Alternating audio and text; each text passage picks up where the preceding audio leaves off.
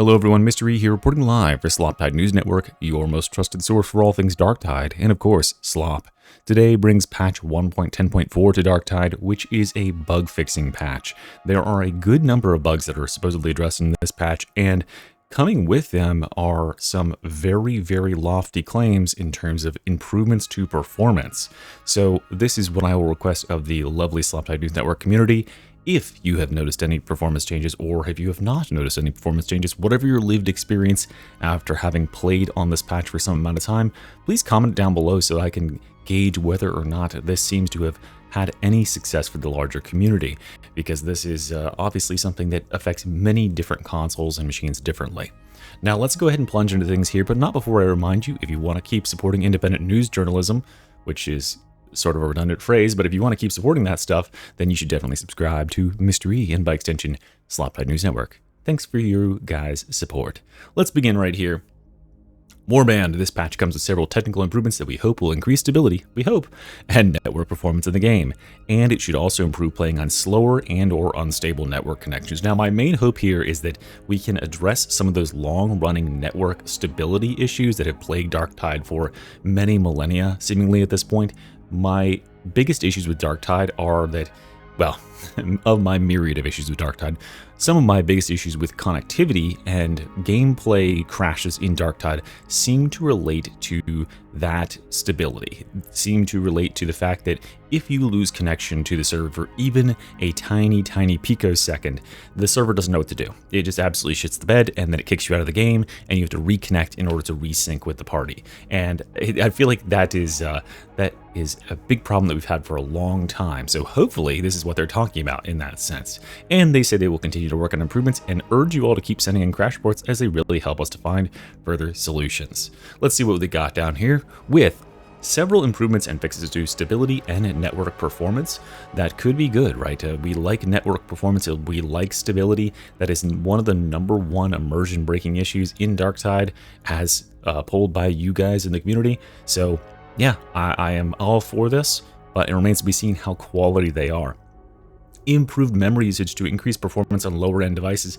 This is a massive win. I mean, a lower end device as defined by Darktide terms is anything 4070 and less, pretty much at this point. All consoles are considered lower end devices. It is a very, very difficult game to run, and it eats a ton of memory. I mean, this will even help a NASA space rig as I have, because yeah, memory usage here is disgustingly high. Fixed a bug where the mission board and special assignments would have a mismatching ordering on the campaign missions. Fixed an issue that was causing the server to crash when players would step in specific locations in several missions. So, causing the server to crash, this is an issue that I only really encountered in Havoc, and I'm wondering if this is that Havoc bug. Many of you who do engage with Havoc will probably, and maybe this does happen outside of Havoc as well, but occasionally you'll enter this bug where everybody on the team crashes all at once and kicks everybody out of the game, and the game is an instant fail. Crashes everybody to desktop. I wonder if this is that bug or if this is something else.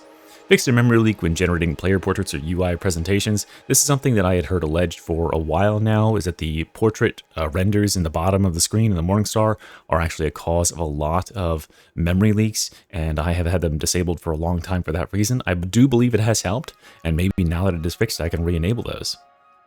It fixed an issue with a second damage instance of multiple hits heavy attacks on the Chirurgeon's Mark IV Bonesaw was not using the correct profile when having the brittleness coating applied. Interesting. That is, again, not something I would have ever noticed on my own, but glad they fixed it. And they could fix a crash which would happen when another player disconnected as Rampage ended. Fixed a crash that could happen if a player leaves while particle effects are still active. Now these, and also fixed an issue that could happen when a player left the game from the menu, causing the slot for another player to join to be locked for a certain amount of time. So these issues here with the crashing while leaving, that was very common. In fact, I had a number of players in my groups messaging me and saying, oops, I crashed out when you disconnected. So there was some sort of issue there. Hopefully that is addressing it. We are also fixing an issue that was causing the stim supply to get stuck in the player's hand after trying to place it. Maybe for the last time. This has been patched, I don't know what, 3 or 4 times. So here we are at try number 4. 4 times a charm, guys. I think that's the saying.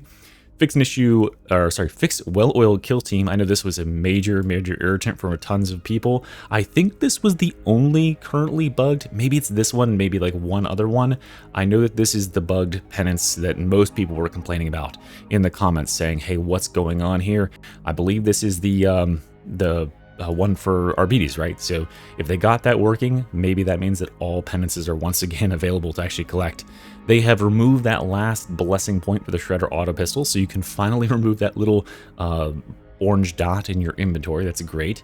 And oh yeah, the Auspex drill penance, that's the other one that was messed up. It wouldn't track towards completion. Nice, so they've got those two fixed. That's very good, fixing those penances so everyone can max that track out.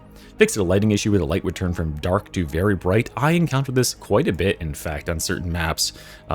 TRS 150, the relay station one, has a bit of this issue, so that's nice. Those visual bugs were always a little bit immersion breaking.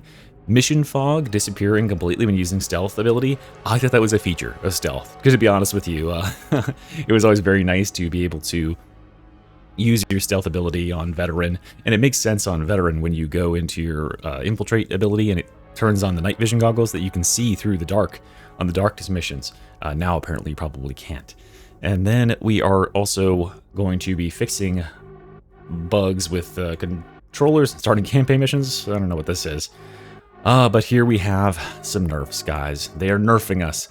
They are reverting the unintended changes introduced in the last patch that made weapon-specific dodge linger time affect incoming range attacks. So basically what they did was they were trying to get a workaround to fix an issue with one of the Hive Scum's talents, because one of the Hive Scum's talents was actually inadvertently nerfing your dodge duration, and the linger time was therefore buffed, but it was buffed across all weapons on all classes, or well, some weapons on all classes. So we had this absurd linger time, and you can just dodge back and forth and dodge all range attacks for this last patch or so, which has been about a month. This is reverting that, so welcome back to Gunner Hell, I suppose. And also reverting an unintended change that allowed dodge stats from talent trees to also impact incoming range damage. This is not one that I was aware of, so as I'm reading this, apparently the dodge stats from talent trees, meaning if you had a sort of if you dodged, you would get this sort of effect. I don't necessarily know what this means, but somehow that was lowering the range damage that you would take as well. Very interesting. If anyone knows anything about what this was actually doing in practice in the game, I'd be very interested to know exactly what it is that they have patched out. And of course, guys, we have to take a moment to talk about everyone's favorites, some of those juicy cosmetic fixes, the best part of any good Sloptide news. They did finally fix those clipping issues with the face. Athonian 98th Pilgrim Warhelm red, yes. Big checks in the mail to all those you were gambling on that one being fixed this patch. And they fixed the clipping issue with the leg armor and Krieg Vigil Greatcoat, Krieg 143rd. So very good stuff there as well. And some additional changes down here. Corrected the penance conditions of some missions with misgiving information. RBD's remote detonation now has the correct icon in the HUD. That's nice. I did notice that. Fixed an issue where the dual auto pistols didn't have shell casings ejected from the weapons when firing. I thought they were caseless. That's actually, I thought they were just caseless mags or something. 40k, who knows. And then fixed the muzzle smoke for dual stub pistols and stub revolver moving in unintended directions. And fixed an issue that was causing dual stub pistol magazines to cast unintended shadows where they ejected. So that is all for today. Quite a hefty number of bug fixes. It seems that, they are becoming aware of some of these connectivity and stability issues.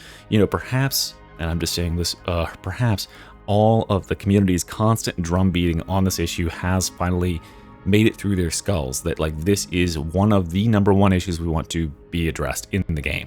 I think that honestly, if they had abandoned balancing the game in every other regard and they only focused on fixing the stability and the performance of the game, it would be a massive improvement overall, because I, as a privileged person, don't really struggle with that, but I used to when I had my 3070. It was a very poorly optimized game, and it still does struggle. I have to run frame gen to get any sort of decent frames, which is ridiculous for a game that launched way back in 2022 to have that sort of demand. And I can only imagine what the console experience is like right now. So that is good. It bodes well, but we shall see. Remember to go play the game some, and then comment down below how your experience is. Is it seeming like it's any better for you, or is it seeming like it's any worse? And it seems like they are back at the grind, and they are doing more hot fixes, so we can anticipate to get bug fixes each week, usually rolling forward from here, which will be great because we got a good, nice, fresh crop of them that propped up over winter.